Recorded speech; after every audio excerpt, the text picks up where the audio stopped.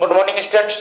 तो आज हम स्टार्ट करते हैं हमारी 11th क्लास का न्यू टॉपिक। आज हम पढ़ने वाले हैं एरर। और कल तक हमने क्या पढ़ा था, यूज ऑफ डायमेंशन। तो आज हम क्या पढ़ने वाले हैं, एरर को पढ़ने वाले। बहुत ही शानदार टॉपिक है हमारा एरर। और जैसा कि आप लोग जानते हो कि फिजिक्स में एरर का बहुत यूज है। क्यों? क्योंकि फिजिक्स में सब कुछ मेजरिंग का सिस्टम है। और मेजरमेंट में जब क्या होती है, कोई भी लैक आता है तो उसको हम क्या कहते हैं, एरर कहते हैं। उसको हम क्या कहते हैं, एरर। तो एरर पढ़ना हमारे लिए बहुत जरूरी, क्योंकि हम भैया आगे जाके क्या बनेंगे, कोई साइंटिस्ट बनेगा, कोई कुछ बनेगा, तो उन्हें हर जगह मेजर करना पड़ेगा। तो वो क्या चाहेगा कि कम से कम एरर हो, कम से कम एरर आए। जब भी वो कुछ काम कर रहा है उसमें एरर क्या हो, कम से कम आए। यही तो चाहेगा। अरे यही तो चाहेगा, एरर को कम से कम करना चाहेगा। तो इसको हम कहते हैं, इस चीज के लिए हमें एरर पढ़ना बहुत जरूरी है। इसलिए हमें एरर पढ़ना बहुत ही जरूरी है। तो एरर को हम पढ़ना स्टार्ट करते हैं। बहुत अच्छे से समझेंगे एरर की कहानी को, कि क्या होती है एरर, क्या होती है एरर। तो देखिए, एरर का मतलब आप समझिए कि मुझे मान लो कि कोई, मेरे पास ये वायर थी और मुझे इस वायर की क्या मेजर करनी थी, लेंथ मेजर करनी थी। क्या मेजर करनी थी, लेंथ। अब मैं स्केल लाया, हो सकता है मेरा स्केल खराब हो और वो सही लेंथ का नहीं हो सकता है मुझे मेजर करना नहीं आता हो। कोई और भी केस हो कि भाई मैं लिख सही नहीं पाया, मैंने मेजर सही कर लिया लेकिन मेरे लिखने में थोड़ी सी मिस्टेक होगी। जैसे मान लो मेरी लेंथ आई 24.2 मीटर आई और मैंने गलती से क्या लिख दिया, 2.42 मीटर। तो भाई डिफरेंस आ गया, गलती से मेरा पॉइंट यहां लगना था और वो यहां लग गया, तो मुझसे लिखने में एरर। तो बहुत सारे केस है, कोई भी कोच की वजह से क्या हो सकता है कि यहाँ पर इसकी मेजरिंग जो है उसकी एक्यूरेसी में फर्क आ सकता है। उसकी एक्यूरेसी में क्या आ सकता है, फर्क आ सकता है, कोई भी डिफरेंस आ सकता है। इस डिफरेंस को हम क्या कहते हैं, इस डिफरेंस को हम कहते हैं एरर। तो एरर की डेफिनेशन क्या हुई, एरर की डेफिनेशन हुई, क्या हुई भैया एरर की डेफिनेशन, द लैक इन एक सेकेंड, हाँ भाई, तो मैं क्या कह रहा था, the lack in accuracy of measurement, the lack in accuracy of measurement due to measuring instrument and any other cause is known as error।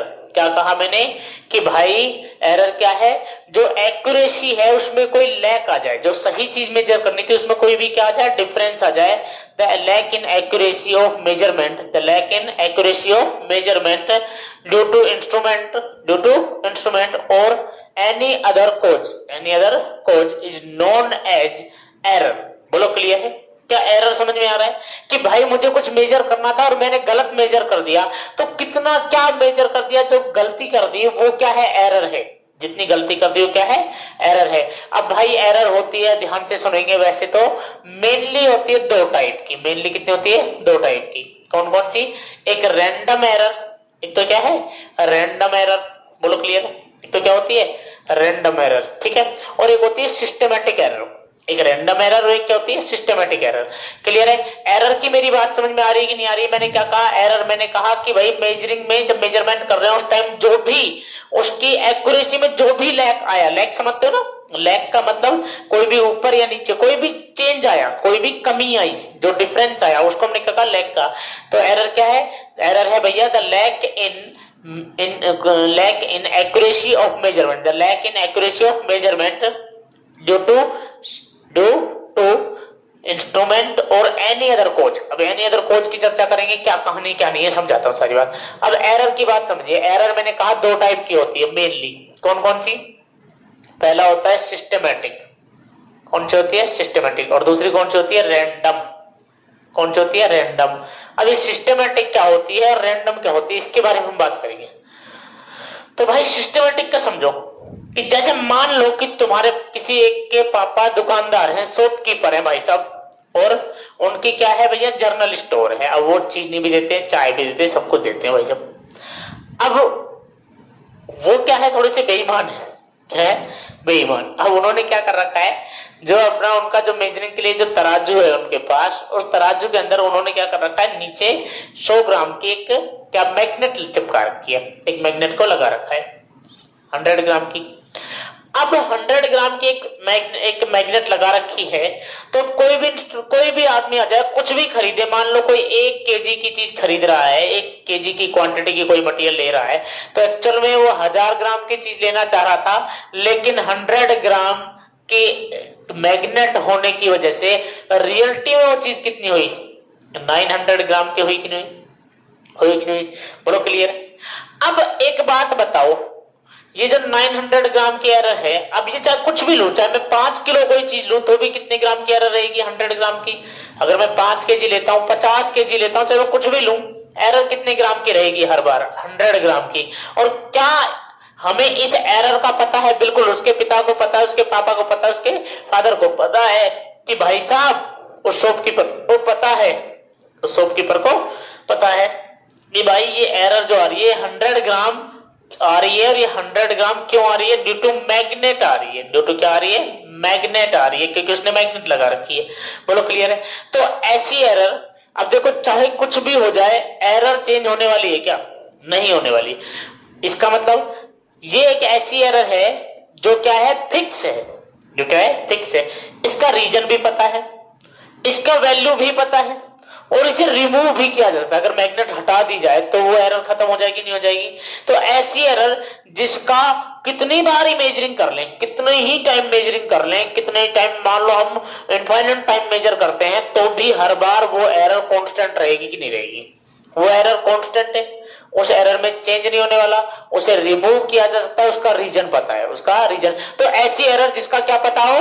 Reason पता हो, जिसे रिमूव किया जा सकता हो, और जो कांस्टेंट रहे, उसको हम कहते हैं भैया क्या? उसको क्या कहते हैं हम? उसको कहते हैं हम सिस्टमैटिक एरर। जिसको क्या कहते हैं? सिस्टमैटिक, मतलब जो सिस्टम से बिल्कुल फिक्स है भैया।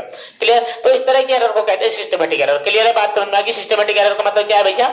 सिस्टमैटिक एरर का मतलब ऐसी एरर है जिसकी वैल्यू हमें पता हो, जिसका रीजन हमें पता हो, जिसको रिमूव भी किया जा सकता हो, उस एरर को कहते हैं हम सिस्टमैटिक एरर। अगली एरर है रैंडम एरर। अगली एरर कौन सी है? Random error. तो रैंडम एरर क्या होती है, मैं आपको बताता हूं रैंडम एरर के बारे में। तो देखिए, रैंडम एरर का मतलब समझिए। अब जैसे कि मान लो आप कभी गए सोनार के पास, जो सोना बेचता है, मतलब जो सोने का काम करता है। तो जब कभी भी हम उसके पास जाते हैं, तो क्या होता है, वो अपने पास एक क्या रखता है? अपने पास एक तराजू रखता है बिल्कुल। अब उसकी खासियत क्या होती है? वो उसको ना कांच के एक बर्तन के अंदर, कांच के एक मतलब दीवार होती है, एक बॉक्स होता है, एक ग्लास का बॉक्स होता है, उसके अंदर रखता है नहीं रखता है, और बिल्कुल हवा नहीं लगने देता उसको। ऐसा क्यों? ऐसा क्यों? तो भाई ऐसा इसलिए क्योंकि अगर एयर लग गई, गलती से एयर कम या ज्यादा हो गई, तो उसकी तो बहुत दिक्कत हो जाएगी। थोड़ा समझाता हूं, अच्छे से फील लो आप इन चीजों की कि क्या है रैंडम एरर। एरर को समझो, क्यों एरर पड़ रही है। एक बात बताओ, हम चीनी लाने गए शॉपकीपर के पास, शॉपकीपर हमें चीनी देता है 1 किलोग्राम। क्या फिक्स 1 किलोग्राम होती है? अगर 10-20 ग्राम ऊपर नीचे होती है, दुकानदार कुछ शॉपकीपर कुछ नहीं करता ना, कि मान लो 1 किलो चीनी लाने गए थे, तो भाई 1020 ग्राम आ गई, 1020 ग्राम आ गई, कोई दिक्कत? 1020 ग्राम आ गई, कोई दिक्कत? कोई दिक्कत नहीं है, कोई परेशानी नहीं है। ठीक है, एयर की वजह से मान लो एकदम से हवा चली, अचानक से उस वेट बढ़ गया, घट गया, बिल्कुल क्लियर है। या गलती से कहीं कुछ और गिर गया, पत्थर गिर गया, कुछ भी गिर गया, उसकी वजह से कोई समस्या नहीं है। 1-2 ग्राम का कोई फर्क पड़ने वाला नहीं है, 10-20-50 ग्राम का कोई फर्क नहीं पड़ता। लेकिन अगर यही काम सोनार के पास हो जाए, तो आप लेने गए सोनार, 5 ग्राम एक्स्ट्रा आ गया, 5 ग्राम एक्स्ट्रा आ गया, तो भाई साहब या सोनार तो बर्बाद हो जाएगा। अरे हो जाएगा कि नहीं हो जाएगा? तो इसलिए उसको क्या करके रखना पड़ता है? उसको बक्से में बंद करके रखता है, वो बॉक्स में बंद रखता है, ताकि उस पर एयर ना लगे, उस पर क्या ना लगे? एयर ना लगे। बहुत बढ़िया। तो ये है एरर। किसी जगह पर एरर को काउंट कर सकते हैं, कुछ फिजिकल क्वांटिटी ऐसी जहां एरर नहीं कर सकते, कुछ मेजरिंग ऐसी जहां पे एरर को काउंट नहीं कर सकते। और हम क्या चाहते हैं? एरर को हम बनाना चाहते हैं कि हमारी मेजरिंग एरर फ्री हो, लेकिन ऐसा तो पॉसिबल ही नहीं है, एरर फ्री तो पॉसिबल नहीं है। चलिए, एरर तो आई जाती है ना। अब समझिए अच्छे से कि रैंडम एरर का मतलब क्या है। जैसे मान लो कि मैं एक पेंडुलम ले रहा हूं, और अब इस पेंडुलम से मैं इसका टाइम मेजर करना चाहता हूं कि भाई ये अपने 10th क्लास में प्रैक्टिकल क्या होगा, किसका? अरे किसका? पेंडुलम का। तो आपने पढ़ा होगा कि T बराबर 2 pi under root L upon G होता है। बोलो क्लियर है? अब उसमें क्या करते थे हम करते थे बार बार इस टाइम को मेजर करते थे, स्टॉप वॉच लेकर के। स्ट्रिंग की लेंथ होती थी, फिक्स होती थी, और हम यहाँ से G की वैल्यू निकालते थे। अब सोचो ऐसा करते हैं, अब उसमें हम क्या करते थे? 4-5 बार प्रैक्टिकल करते थे। क्यों करते थे? रीजन समझो। अब एक बात बताओ, अब जैसे पेंडुलम को ऐसे खींच दिया, अब उसको छोड़ना है। अब एक जो स्टूडेंट होता था वो क्या पकड़ के रखता था, वो स्टॉप वॉच पकड़ के रखता था। क्या हर बार वो स्टॉप वॉच बिल्कुल सही टाइम पे छोड़ता था, सही टाइम पे बंद करता था? नहीं, ऐसा नहीं होता था। 0.01 सेकंड का कभी, 0.1 सेकंड का कभी, कभी 1 सेकंड का डिफरेंस आता था कि नहीं आता था, अलग अलग। अब कभी हवा कम चल गई, कभी हवा तेज चल गई, कभी प्रेशर ज्यादा हो गया, कभी प्रेशर कम हो गया, टेम्परेचर ज्यादा हो गया, टेम्परेचर कम हो गया। इस वजह से बहुत सारे रीजन हैं जिनकी वजह से एरर आ सकती है, जिनकी वजह से क्या आ सकती है, एरर आ सकती है। तो भैया, और उस एरर की वैल्यू फिक्स होगी क्या? नहीं, फिक्स भी नहीं होगी। तो ऐसी एरर जिसकी ना हमें वैल्यू पता हो, ना हमें रीजन पता हो, और ना हम उसे रिमूव कर सकते हो, इस तरह की एरर को हम कहते हैं रैंडम एरर। रैंडम है भाई, इसका कुछ पता ही नहीं क्यों आई है, बोलो क्लियर है? तो इस तरह की एरर को क्या कहते हैं, सिस्टमैटिक रैंडम एरर। तो सिस्टमैटिक एरर और रैंडम एरर में डिफरेंस समझ में आया कि सिस्टमैटिक एरर का मतलब तो ये होता है कि भाई जिसकी वैल्यू फिक्स हो, ऐसी एरर मेजरमेंट में ऐसी एरर आ जाए जिसकी वैल्यू फिक्स हो, जिसे रिमूव भी कर सकते हैं और रीजन भी पता हो, सिस्टमैटिक। जिसका रीजन नहीं पता हो, वैल्यू भी नहीं पता हो और रिमूव भी नहीं कर सकते, वो कहलाती है रैंडम एरर। क्या कहलाती है? Random error. अब यहां पर सिस्टमैटिक एरर या रैंडम एरर से रिलेटेड हम छोटी मोटी बातें पढ़ने वाले हैं, इनके पार्ट्स पढ़ने वाले हैं। इनके क्या पढ़ने वाले हैं? पार्ट पढ़ने वाले हैं। अब इनके पार्ट से स्टार्ट करते हैं। तो सबसे पहले हमारी एब्सोल्यूट एरर। लेकिन एब्सोल्यूट एरर से पहले मैं आपको कुछ बात बताता हूं, एक बार समझना अच्छे से। चलो पढ़ाई देते, पहले एब्सोल्यूट एरर पढ़ा देते हैं, फिर देखते हैं एब्सोल्यूट एरर। कौन सी एरर? Absolute error. अब ये एब्सोल्यूट एरर क्या होती है, थोड़ा सा समझिए। देखिए, मान लो कोई भी ये वायर थी, इस वायर की एक फिक्स वैल्यू थी, एग्जैक्ट वैल्यू थी, सही वैल्यू थी, मान लो 4 मीटर। कितनी थी? 4। और हमने मेजर कर दी 4.2 मीटर। कितनी कर दी? 4.2 मीटर। तो भाई अब हमारी जो वैल्यू आई, ये हमारी कितनी थी? ट्रू वैल्यू कितनी थी? हमारी जो एक्चुअल वैल्यू थी कितनी थी? 4 मीटर। और हमने मेजर कितनी कर दी? 4.2 मीटर। तो एरर कितना आ गया, आप ही बता दो मुझे, कितने का एरर आ गया? आप कहोगे सर 4.2 माइनस 4 यानी कि 0.2 का एरर आ गया सर, 0.2 मीटर का एरर आ गया। आपने क्या किया? आपने किया मेजर्ड वैल्यू में से किसको कम कर दिया? ट्रू वैल्यू को कम कर दिया। मेजर्ड वैल्यू में से किसको कम कर दिया? ट्रू वैल्यू को। जो हमने मेजर की उसको कहते हैं, जो हमने निकाली उसको कहते हैं मेजर्ड वैल्यू, उसको हम क्या कहते हैं? Measured value. और जो हमें रियल में, जो रियल लेंथ होती है, जो रियल डायमेंशन होती है, उसको हम क्या कहते हैं? True value. ये जो रियल वैल्यू होती है हम क्या कहते हैं? ट्रू वैल्यू कहते हैं। क्या कहते हैं भाई? True value. और जिसे हम मेजर करते हैं उसे हम क्या कहते हैं? मेजर्ड वैल्यू या मेजर वैल्यू। ठीक है भैया? तो एब्सोल्यूट एरर क्या होती है? एब्सोल्यूट एरर होती है डिफरेंस बिटवीन मेजर्ड वैल्यू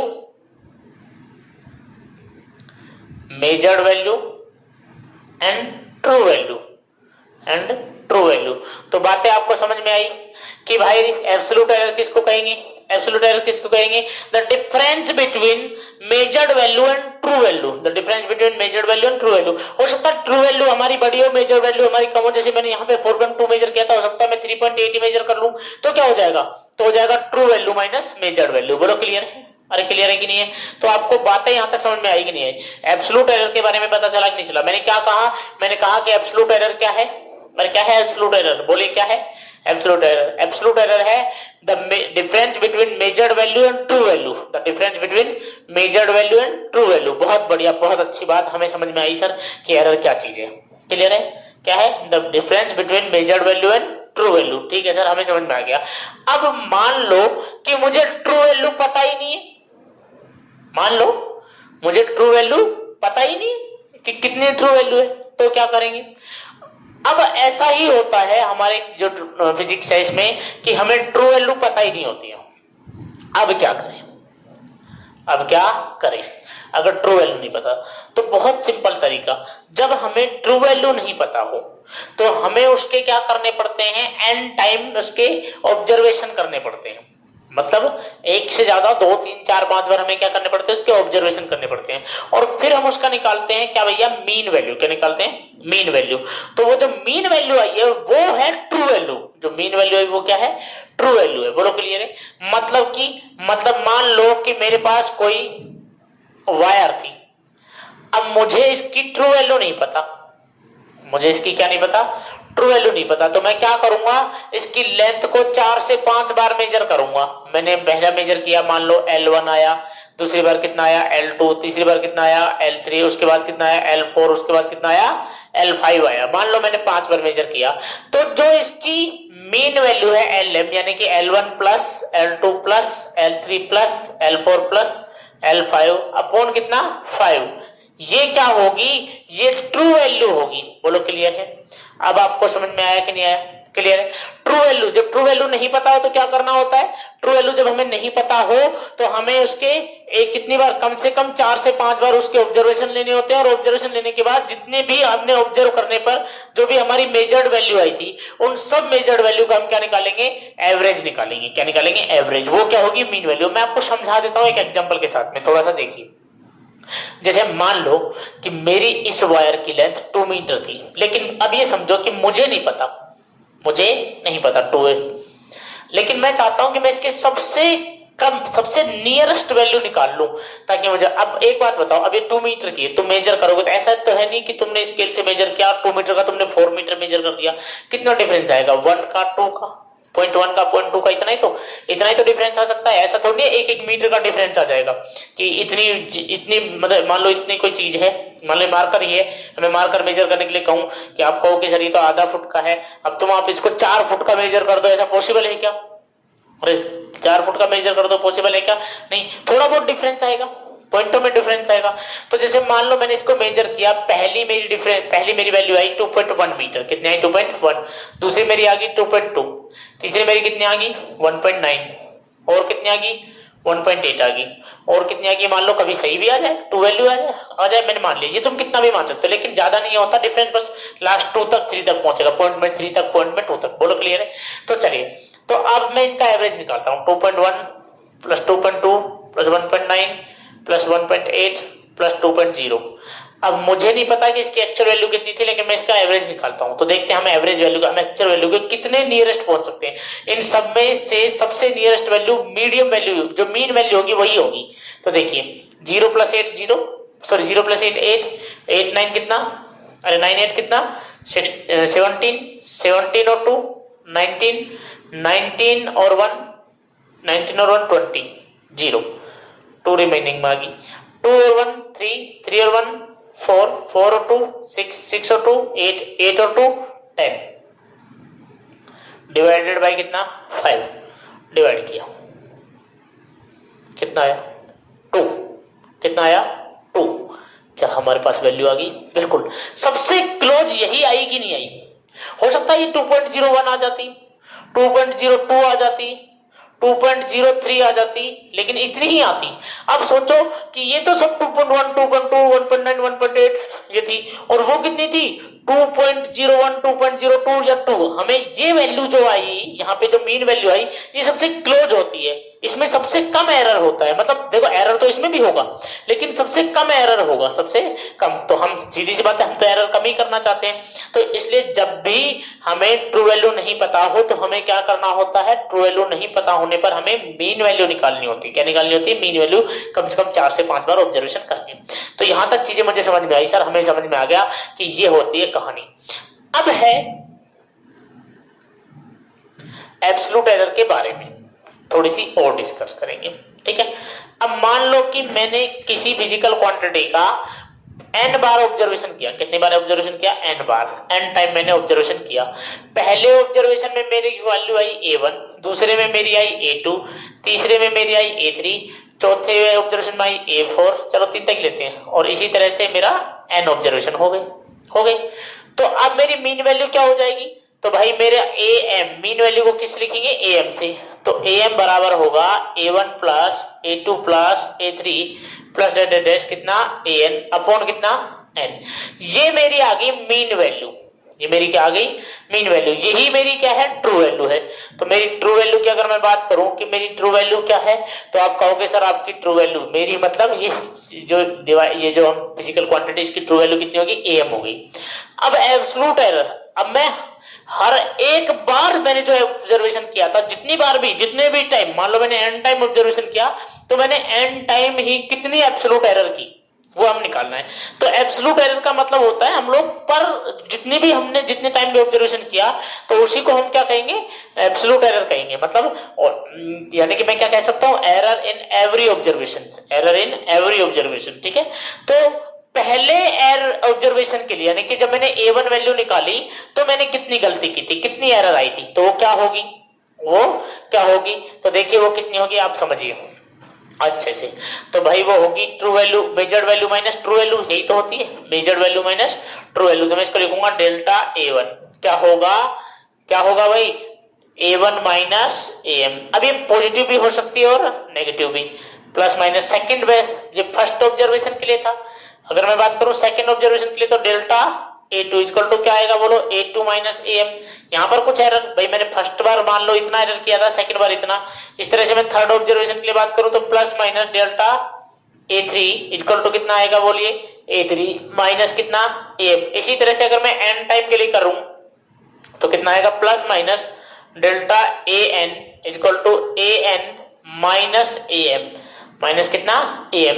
तो ये मेरा absolute error in every observation आ गया, absolute error in every observation आ गया। अब मुझे क्या है, तो मेरी एरर के बारे में मुझे पता चला, पहला मुझे पता चला कि सर मीन वैल्यू क्या होती है, फिर मुझे पता चला एरर क्या होती है, फिर मुझे पता चला कि एब्सोल्यूट एरर क्या होती है, फिर मुझे पता चला कि absolute error in every measurement sir कैसे निकालते हैं। क्लियर है, कोई नहीं, एक ही फॉर्मूला है, measured value minus true value. अब है हमारा मीन, अगला जो टाइप है वो है, अगला जो हमारा पॉइंट है वो क्या है, मीन एब्सोल्यूट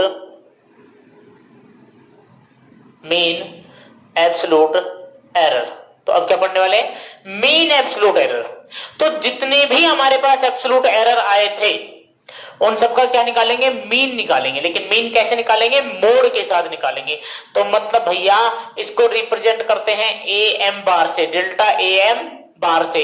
डेल्टा का मतलब समझ जाओ, डेल्टा लगते हैं एब्सोल्यूट हो गया AM, अरे डेल्टा AM मीन है, M से मतलब क्या हो गया, मीन। देखिए मैं आपको बताता हूं, ये जो क्या था, ये एब्सोल्यूट हुआ करता था, और अगर मैं यहां पर डेल्टा लगाते तो क्या बन जाएगा, एब्सोल्यूट।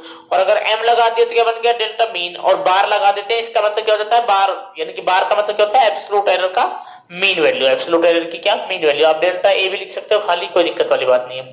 तो कैसे लिखेंगे समझिए। तो जितने भी मतलब अब इसका क्या होगा, तो अब इसका होगा the mean value of absolute error in every measurement. क्या होगा, ये क्या होगा भैया, मीन वैल्यू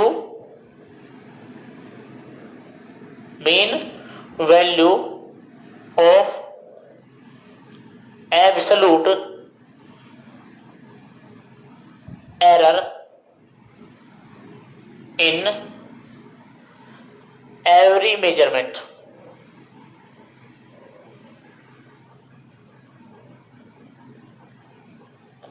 तो हर एक बार मेजरमेंट में कितनी एब्सोल्यूट एरर आई उसका मीन क्या कहलाएगा, मीन एब्सोल्यूट एरर कहलाएगा। तो मतलब delta A bar equal to कितना, भाई पहले वाले में कितना डेल्टा, और वो भी इसके मोड से, ध्यान रखना ठीक है। तो कितना भैया, mode of A1 plus mode of delta A2 plus mode of delta A3 plus mode of delta AN upon कितना भैया, n, अपॉन कितना n। ये है मेरी मीन एब्सोल्यूट एरर, ये मेरी क्या है, मीन एब्सोल्यूट एरर। हम न्यूमेरिकल करेंगे तो आपको और अच्छे समझ में आएगा कि सर मीन एब्सोल्यूट एरर कैसे क्या होती है। न्यूमेरिकल करेंगे इनके अच्छे से तो आपको अच्छे से क्लैरिटी आएगी, ठीक है। उसके बाद अगला है हमारा रिलेटिव एरर। क्या है हमारा, रिलेटिव एरर। तो रिलेटिव एरर क्या होगा, कुछ नहीं भाई, बहुत simple, it is the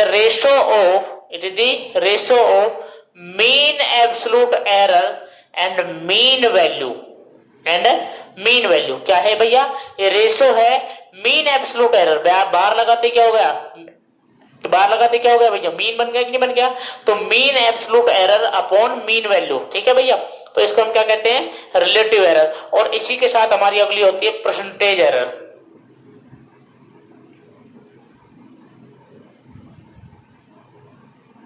percentage error. तो अब हमारी अगली क्या है, परसेंटेज एरर है भैया।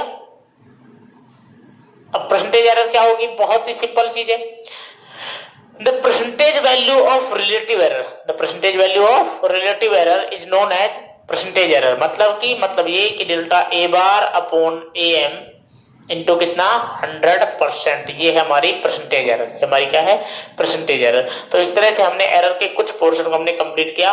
ठीक है, अब इससे रिलेटेड मैं आपको एक न्यूमेरिकल अभी करा देता हूं, ठीक है, ताकि आपको अच्छे से क्लैरिटी आ जाए कि सर कैसे हुआ पूरा। बाकी आपको याद रखना है कि भाई एरर क्या होती है, एरर होती है लैक इन, अरे क्या होती है, लैक इन क्या भैया, lack in accuracy of measurement due to measuring instrument and any other cause। ठीक है भाई, यहां तक कोई दिक्कत। चलिए तो एक न्यूमेरिकल हम अभी करते हैं, फिर बाकी के हम कल की वीडियो में करेंगे।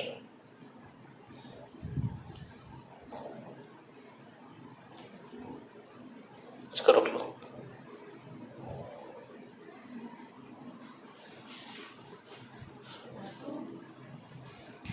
तो देखिए स्टार्ट करते हैं।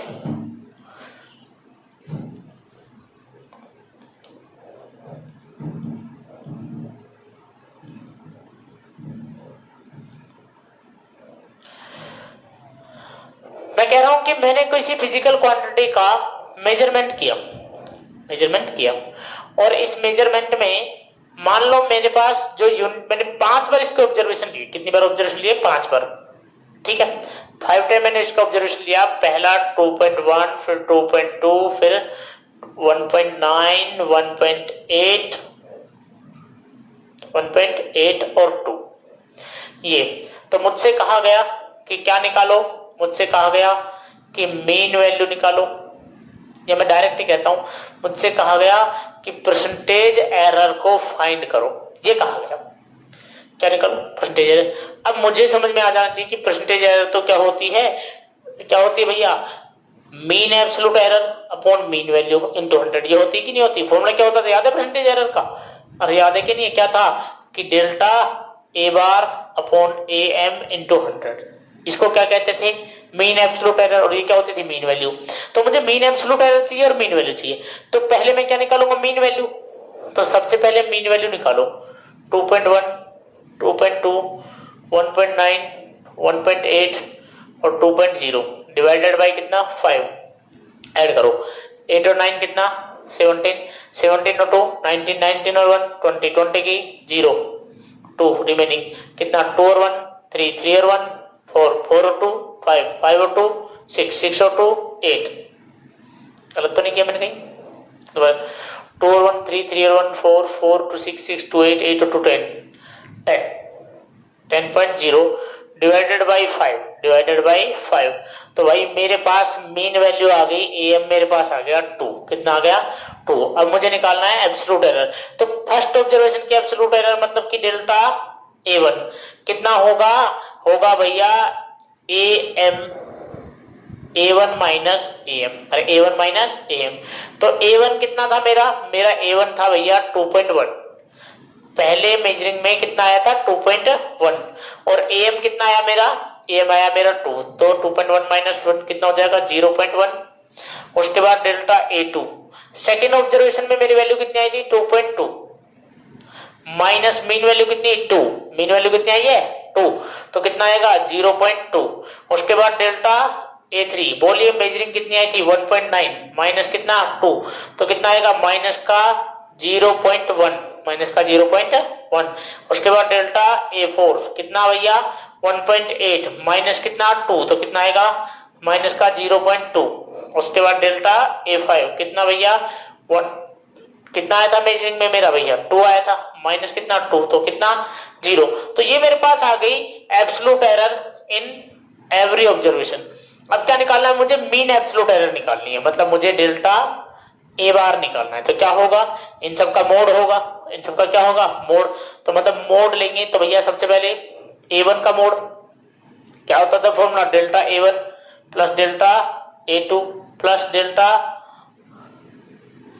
A3 प्लस डेल्टा कितना डेल्टा AN अपॉन N होता था कि नहीं होता था, तो भाई यहाँ पे शुरू करते हैं डेल्टा ए बार। फर्स्ट वाले में जो वैल्यू आई थी कितनी आई थी 0.1, तो जो देखो जिस मोड का मतलब होता है कि जो वैल्यू माइनस थी उसको प्लस कर दो, प्लस यहाँ पर कितना था 0.02, यहाँ पर कितना था माइनस का था, इसको प्लस के ही लिखेंगे 0.01 प्लस 0.2 प्लस 0 डिवाइडेड बाई कितना 5, ऐड करो कितना आएगा भाई 0.2 और 0.2 कितने हो गए 0.4 और 0.2.6, तो कितना आ गए 0.6 डिवाइडेड बाई कितना 5। ये जाने कि मेरे पास क्या आ गया भैया 0.6 डिवाइडेड बाई कितना 5, ये मेरे पास आ गया absolute error, sorry mean absolute error. अब मुझे क्या निकालनी है परसेंटेज एरर, तो परसेंटेज एरर क्या होती है, परसेंटेज एरर होती है delta A bar upon A M into 100 into कितना 100, यही होती है। ठीक है, तो वैल्यू पुट करो, ये डेल्टा ए बार है, वैल्यू पुट करो, डेल्टा ए बार की वैल्यू 0.6 डिवाइडेड बाई कितना 5, एब्सोल्यूट एरर कितनी ए एम मीन एरर कितनी, मीन वैल्यू कितनी है 2 इंटू कितना 100, मतलब कितना हो गया 0.6, 5 2 जा कितना 10 इंटू कितना भैया 100, 10 से 10 मल्टीप्लाई हो गया, मतलब सॉरी 10 से 0 0 कैंसिल होगी, तो 0.6 इंटू कितना भैया 10, तो जब इसको मल्टीप्लाई करेंगे तो कितना हो जाएगा 6, तो कितना आंसर आएगा 6% आंसर आएगा, कितना आएगा 6%। तो इस तरह से आपको एरर समझ में आई कि नहीं आई। ठीक है भाई, मिलते हैं नेक्स्ट वीडियो में, ठीक है, तब तक अपने घर रहें और सुरक्षित रहें, ठीक है, ओके।